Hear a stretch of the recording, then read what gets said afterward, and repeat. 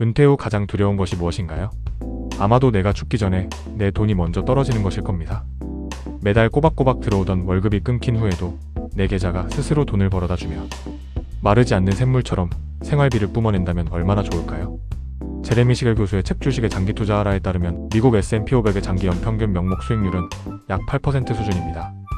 이 역사적 평균 수익률에서 좀 더 보수적으로 수익률 연 7%를 가정하고 우리가 연금 계좌에 매년 얼마를 넣느냐에 따라 20년 뒤 은퇴 시점에 원금을 1원도 건드리지 않고 매달 얼마를 뽑아 쓸 수 있는지 그 놀라운 차이를 구체적인 데이터로 증명해 보겠습니다. 첫 번째 시나리오입니다. 많은 분들이 세액공제 한도에 맞춰 연금 계좌에 매년 600만원씩 투자합니다. 여기에 아주 중요한 조건 하나를 추가하겠습니다. 매년 연말정산으로 돌려받는 세액공제 환급금 약 79만원을 고스란히 다음해 연금 계좌에 재투자하는 겁니다.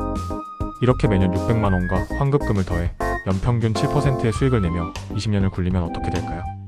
20년 뒤 여러분의 계좌에 찍히는 최종 평가 금액은 약 2억 9,400만원이 됩니다. 내가 순수하게 넣은 원금은 1억 3천만원 남짓인데 복리의 마법 덕분에 자산이 2배 이상 불어난 것이죠. 자, 이제 은퇴의 시간이 왔습니다. 2억 9,400만원에서 원금을 까먹지 않고 빼서 쓴다면 한 달에 얼마를 받을 수 있을까요? 아까 연금 계좌의 연평균 수익률을 7%로 가정하였습니다. 그래서 2억 9,400만원의 7%는 연간 약 2,064만원입니다. 이 금액은 연 1,500만원 한도를 넘기므로 전액에 대해 종합과세 또는 16.5% 분리과세 중 선택하게 됩니다. 여기서는 16.5% 분리과세를 적용해 계산하겠습니다. 2,064만원에서 세금을 제하고 나면 손에 쥐는 실수령액은 세후 매월 약 143만원이 됩니다. 매달 143만원.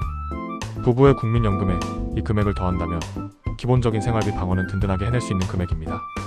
무엇보다 원금 2억 9,400만원은 전혀 줄어들지 않고 영구적으로 유지된다는 것이 핵심입니다.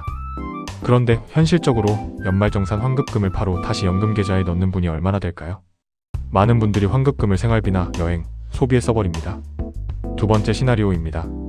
만약 똑같이 600만원씩 넣되 매년 돌려받는 환급금 79만원은 그냥 써버린다면 20년 뒤 어떻게 될까요? 환급금을 재투자하지 않으면 20년 뒤 최종 자산은 약 2억 6천만원이 됩니다. 재투자한 경우에 2억 9,400만원보다 약 3,400만원 적습니다.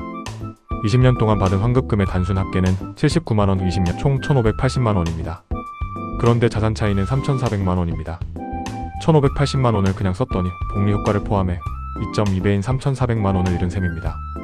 그럼 은퇴 후 매달 받는 금액은 어떻게 달라질까요? 2억 6천만원의 7%는 연간 약 1,820만원입니다. 이 역시 1,500만원을 초과하므로 16.5% 분리과세를 적용하면 세후 월 실수령액은 약 127만원입니다.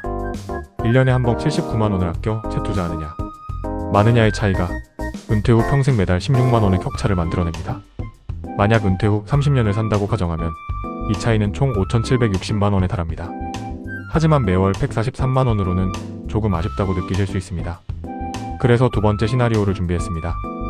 이번에는 연금저축에 600만원 그리고 IRP 계좌에 300만원을 더해 세액공제 최대 한도인 연 900만원을 꽉 채워 납입하는 겁니다. 마찬가지로 매년 돌려받는 세액공제 환급금 약 118만원을 꼬박꼬박 재투자하며 7% 수익률로 20년을 굴려보겠습니다. 결과는 놀랍습니다. 20년 뒤 최종 평가 금액은 무려 4억 4,200만원으로 불어납니다. 매년 300만원의 차이가 20년 뒤에는 자산을 1억 5천만원 가까이 벌려놓은 것입니다. 그럼 여기서 원금을 훼손하지 않고 뺄 수 있는 돈은 얼마일까요? 4억 4,200만원이 스스로 만들어내는 7%의 수익금은 연간 약 3,096만원입니다. 이 금액 역시 연 1,500만원 한도를 훌쩍 넘기므로 전액에 대해 16.5%의 분리과세를 적용하겠습니다. 세후 실수령액은 매월 약 215만원입니다. 수익률 7% 가정은 같고 매년 300만원을 추가로 투자했을 뿐인데 은퇴 후 내가 죽을 때까지 원금을 유지하며 받을 수 있는 월급이 143만원에서 215만원으로 훌쩍 뛰었습니다. 매달 200만원이 넘는 돈이 마르지 않고 영구적으로 나온다면 은퇴의 질은 완전히 달라집니다. 900만원 시나리오에서도 똑같이 비교해보겠습니다. 매년 돌려받는 환급금 118만원을 재투자하지 않고 그냥 소비해버린다면 어떻게 될까요? 환급금 없이 매년 900만원만 연금 계좌에서 연평균 7% 수익률을 가정해서 투자했을 때 20년 뒤 자산은 약 3억 9,100만원입니다. 재투자한 경우에 4억 4,200만원보다 약 5,100만원이 적습니다. 20년간 환급금 단순 합계는 118만원, 20년 총 2,360만원입니다. 그런데 이걸 재투자하지 않아서 생기는 자산 손실은 5,100만원입니다. 복리의 힘으로 소비한 금액의 2.2배가 사라지는 것입니다. 은퇴 후 월 수령액을 비교해 보겠습니다. 3억 9,100만원의 7% 수익은 연간 약 2,737만원입니다. 16.5% 분리과세를 적용하면 세후 월 실수령액은 약 190만원입니다. 환급금 재투자 여부 하나로 매달 25만원의 차이가 생깁니다. 은퇴 후 30년이면 9천만원 가까운 차이로 벌어집니다. 환급금을 재투자하는 것은 선택이 아니라 은퇴 전략의 필수 항목입니다. 지금까지 살펴본 4가지 시나리오를 한눈에 정리해보겠습니다. 연금 시뮬레이션 그래프만 보면 당장이라도 부자가 될 것 같지만 투자의 세계에 완벽한 장밋빛 미래만 있는 것은 아닙니다. 장기 투자를 굳건히 유지하기 위해 여러분이 반드시 기억하셔야 할 리스크 3가지를 짚어드리겠습니다. 앞서 보셨듯 자산이 커져 연 1,500만원 이상을 인출하게 되면 세금이 16.5%, 분리과세 또는 종합과세로 전환됩니다. 불어난 자산을 기분 좋게 쓰려다가 세금 부담이 커질 수 있으니 은퇴 시점에 세금 요건을 면밀히 따져 인출액을 조절해야 합니다. 매년 900만원을 채우기 위해 활용하는 IRP 계좌는 법적으로 자산의 30%를 예금이나 채권 같은 안전자산에 두어야 합니다. 따라서 S&P 500 같은 주식형 자산에 100% 투자할 수 없기 때문에 계좌 전체의 수익률을 연 7%로 맞추기 위해서는 조금 더 정교한 자산 배분 전략이 필요합니다.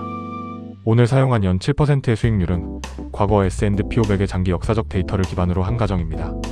미래에도 동일한 수익률이 보장되지는 않습니다.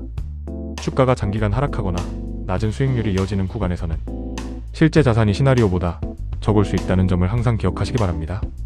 연금 투자는 단거리 백엠 달리기가 아니라 20년 이상을 바라보는 마라톤입니다. 매년 300만원의 작은 차이, 그리고 세액공제 환급금의 재투자 여부가 20년 뒤 우리의 은퇴 시점에 얼마나 거대한 산을 만들어내는지 오늘 수치로 확인하셨습니다. 환급금은 국가가 여러분에게 주는 투자 지원금입니다. 이 돈을 다시 연금 계좌로 입금해서 투자하는 단 하나의 습관이 은퇴 후 매달 받을 수 있는 연금을 늘려줍니다. 오늘 준비한 영상이 여러분의 든든한 노후 준비에 도움이 되셨길 바랍니다. 영상이 유익하셨다면 구독과 좋아요 부탁드리며 여러분의 연금 투자 목표액은 얼마인지 댓글로 나누어주세요. 시청해주셔서 감사합니다.